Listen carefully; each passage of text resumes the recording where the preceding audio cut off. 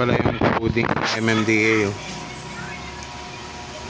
The MMDA's number coding scheme in Metro Manila restricts vehicles based on their license plate ending number on specific days of the week. The scheme is in effective during morning and evening rush hours, 7 a.m. to 10 a.m. and 5 p.m. to 8 p.m. from Monday to Friday, excluding holidays. Monday to Friday. So Saturday and Sunday wala.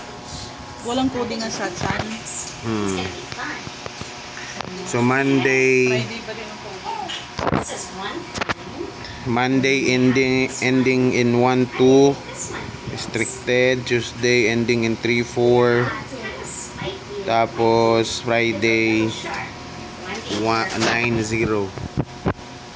Important notes, the scheme is not enforced on weekends and holidays. The MMDA may temporarily suspend the scheme during certain holidays, like Holy Week, as needed. Violators may be fined, with the amount varying depending on the location of the violation. Some vehicles, like those driven or ridden by doctors, may be exempt from the scheme with proper identification. The number coding scheme aims to reduce the traffic congestion in Metro Manila.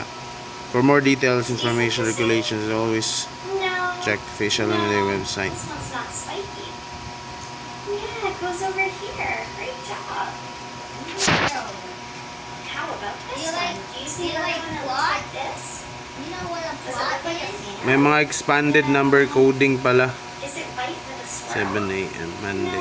Ay, hindi, ito na yun. Is it Kain ka small? ng kain. Ako na lang nakukuha ko sa flora na. You think it goes here? Yeah, it goes there. They're both the spiky ones. Wow.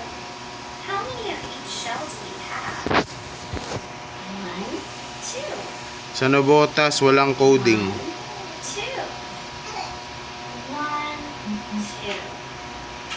1, 2. Nabotas, Pateros, Marikina. Wow. And who's the number of the day? Awesome. Great job sorting the 7 shells. a.m. to 8 So p.m.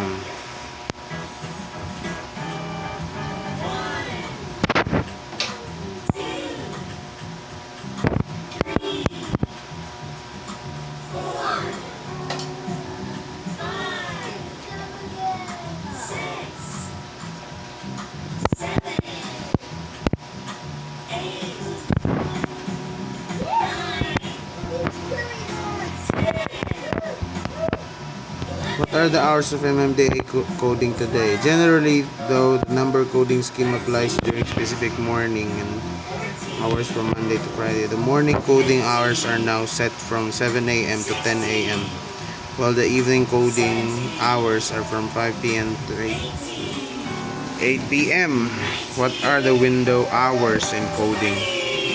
Context vehicle number coding scheme, like the implemented in the window hours, refers to specific periods during coding day when vehicle is restricted license plate. Shira Evans. Some beaches have white sand. Window hours are Some designed beaches have dark sand.